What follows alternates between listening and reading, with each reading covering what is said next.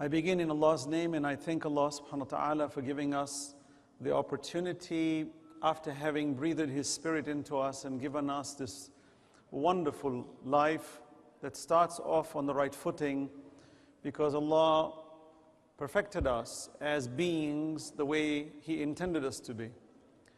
And He has given us two essential components, which is the spirit, the ability to practice on it, and the intellect to use and direct it towards the proper spirit. For Allah has two main components that He's constantly telling us about. One is the fact that we have to be logical and rational to understand that there is a purpose in life.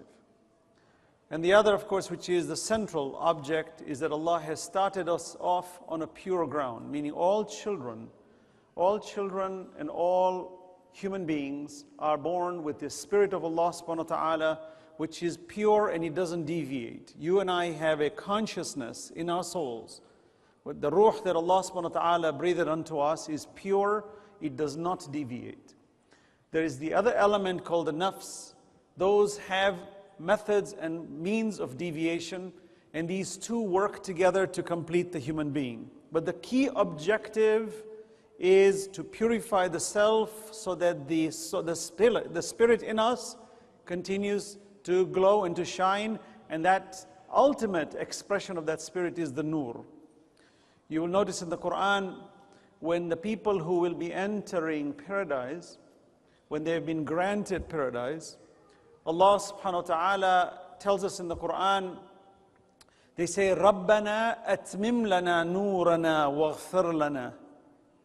Okay, so here those who are entering paradise are saying, Rabbana atmim lana nurana, complete for us our light. Atmim lana nurana waghfir lana, and protect us. Notice here ghafara, the word ghafara is used in paradise. We think istighfar means to forgive when we make mistakes. So what is the ghafara in paradise? Why are we asking for God for forgiveness in paradise? A person cannot enter paradise until he or she is forgiven. So why are these people entering paradise? Okay, why are they saying Rabbana atmim lana nurana waghfir lana? Okay, because Allah subhanahu wa ta'ala is saying that there is a constant journey to increase the brightness of the light that exists in us perpetually forever towards Allah subhanahu wa ta'ala. So we may ask the question, what is our objective on Judgment Day? After Judgment Day, that is, that when those who enter paradise, what is the momentum, movement in paradise? Will we become stagnant forever? Are we going to have stagnancy? Are we going to be bored in paradise? Is there going to be such a level of pleasure that we will no longer be appreciative of it? Will we reach an apex where it will become dull and boring because we have nowhere to go now? We have gotten into paradise. What else am I going to do now? There's no more trial. There's nothing more to work for. Here you will notice that when you understand the Spirit of Allah that lies in us, you'll find that the trajectory of this spirit, this ruh that Allah has breathed into us, which is the spirit that we have, which makes us human beings, which makes us submissive and positive, purely positive, no negative. Our characters become completely sublime in submission towards Allah subhanahu wa ta'ala, because when we merge going towards Allah subhanahu wa ta'ala, who is the source of all that is good, we are returning to all that which is good. You will notice that since Allah subhanahu wa ta'ala is absolute and infinite, the journey for the finite being, meaning you and I, is infinite. That means that there's a constancy of glowing of the heart forever as we approach Allah forever. Because Allah is Allahu nuru samawati wal ard. Mathalu nuri kamishkatin fiha misbah. Allah gives a simple example. He is the light of the universe. And this is just a similitude. This is a mithal, meaning Allah is giving us a similitude. Allah is certainly not light, but it's an analogy, it's a metaphor to explain to us that if you do not recover your light in your own hearts, it will be covered and you will become a wretched creature. So Allah never misguides any being. When Allah says, فِي قُلُوبِهِمْ مَرَضٌ فَزَادَهُمُ اللَّهُ مَرَضًا, in their hearts, it was a disease, so Allah added to the disease. They were not born with the disease. They moved away from Allah, hence they got the disease. They rejected Allah through their limited free will, hence they went astray. They rejected the guidance of Allah, hence they went astray and their hearts became diseased. And Allah says, when you do this proactively, then I will increase your disease by denying you more mercy. The operative is very simple. There are practical measures. For example, Allah says, إِنَّمَا الْمُؤْمِنُونَ إِخْوَةٌ فَأَصْلِحُوا بَيْنَ أَخَوَيْكُمْ وَاتَّقُوا اللَّهَ لَعَلَّكُمْ تُرْحَمُونَ. Indeed, the believers are brethren. إِنَّمَا الْمُؤْمِنُونَ إِخْوَةٌ. The believers are brethren. فَأَصْلِحُوا بَيْنَ أَخَوَيْكُمْ. Therefore make peace between yourselves. Have God consciousness. Why wattaqullah? Because that's your template, that's your direction. There is no way to bring unity and bring harmony and growth and success unless you have a goal. There is no goal but Allah. وَإِنَّا إِلَيْهِ رَاجِعُونَ. Thus Allah says, don't forget to keep me in your goals. That even when you talk in your businesses, keep me in between your conversations. When you're talking to your spouse, don't forget me.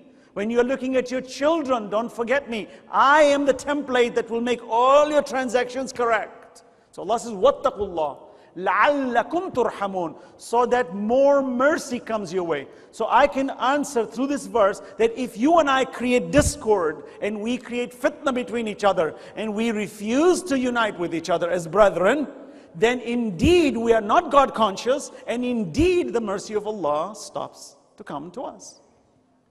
So notice the reverse is also true in the verse, that if you do not proactively try to bring unity among the believers, and remember that once we bring unity among the believers, it's infectious. For then you and I will bring unity among humanity, because then it becomes natural to be united globally, because it starts at home. Families that are, people who are disuniters usually have a disunited family. A united family will not bring disunity among others, because the essence of unity will become pervasive in their styles. Their nature will be uniting. They will not be disuniting. So Allah gives simple examples like this. Constant, the Quran is filled with these kinds of verses. That if you do this, this will happen to you, more will come to you. Therefore, when you have a disease in your heart, it is because you shut the lights off. It is because you reject it. And the Quran mentions it many, many ways. ظَهَرَ الْفَسَادُ فِي الْأَرْضِ وَالْبَحْرِ بِمَا كَسَبَتْ. Why? There is fasad on this earth.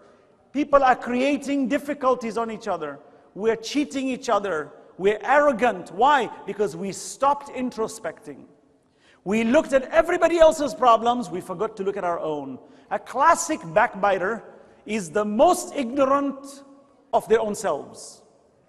A classic person who has lost the pathway of Allah is the one who has lost themselves. That's why the Prophet said, مَنْ عَرَفَ نَفْسَهُ فَقَدْ عَرَفَ رَبَّهُ.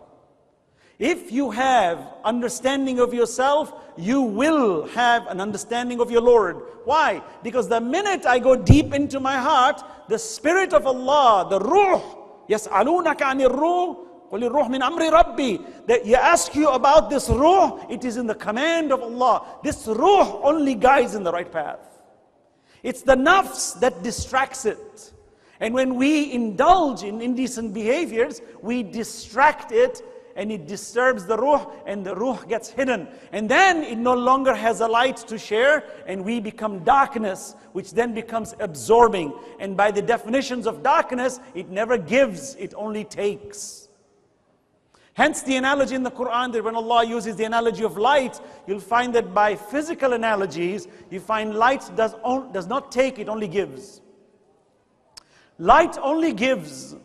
A true believer who knows the origin of God's creation and understands the mission of Allah's creation, 100% knows that our objective in this world is to give more than take.